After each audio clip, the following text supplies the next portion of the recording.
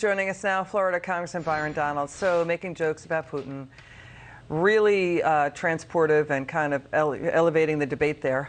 Your reaction to the president and the G7 talking a price cap on Russia's oil to starve Russia out of its revenues that it's using to finance its war in Ukraine. Here's the thing, Congressman, this is already backfiring.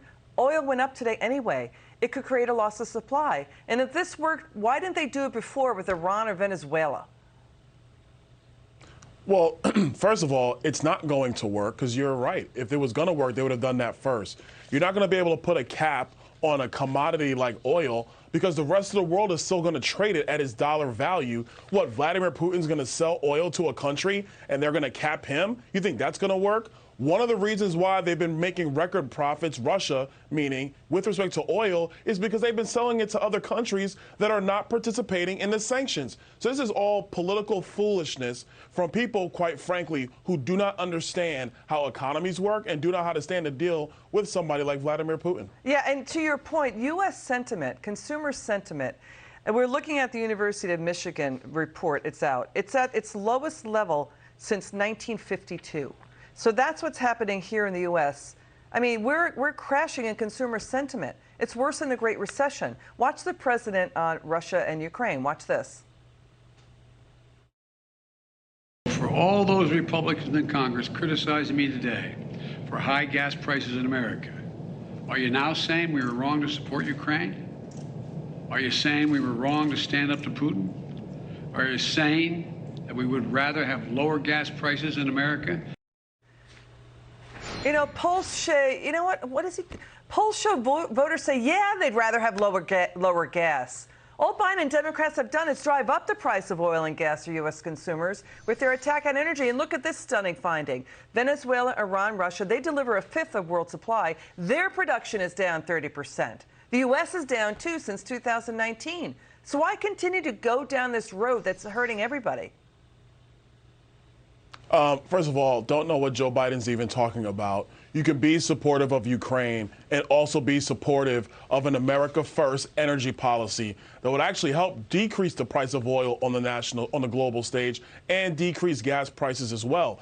The other thing the administration can do, let's actually clean up the regulatory environment in Washington, D.C. around oil and natural gas. We can start doing that work tomorrow. We should have started it a year ago, but that's not Joe Biden's agenda. He is committed to gas prices rising, America, because he wants this transition to a Green New Deal, a Green New World. But the reality is that Americans are going to suffer, regardless if Vladimir Putin had stayed in Moscow or whether he had invaded Ukraine. Congressman, President Biden also admitted, quote, we need more oil and refining capacity.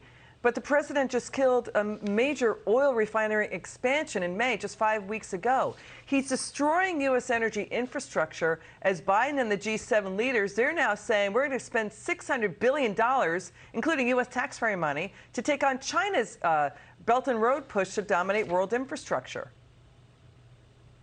Well, two things. Number one, we should have been in the game with respect to global infrastructure because China is on the move. Let's put that one to the side. Number two, what Joe Biden did here in the United States was reckless fiscal and economic policy, not to mention energy policy, like you just stated. If you want to see oil prices come down, if you want to see inflation get under control, Washington has to control its spending. That's number one. Number two, the Federal Reserve's got to get back in the game, which they're starting to do. And number three, most importantly, you got to take the shackles off of our energy and natural gas companies. That will send a signal to the market that they are prepared to produce more oil and pump more oil in the United States. That's the way you do it. It's supply side stuff. It's what other presidents would have done. You unlock the power of U.S. energy to bring inflation down and to go after Putin. Because when, as we've talked about with Larry Kudlow on the show, when oil goes up to 100, that's when Putin starts invading. That's when he did it with Moldavia, Belarus, and Crimea, and now Ukraine. But Biden just gave the green light to Russia's Nord Stream 2, and now Russia's cutting off gas into that pipeline, and he got Germany firing up coal for its electricity. So is Austria, so is China and India. So why not just get U.S. energy in on the stick to take on Russia here?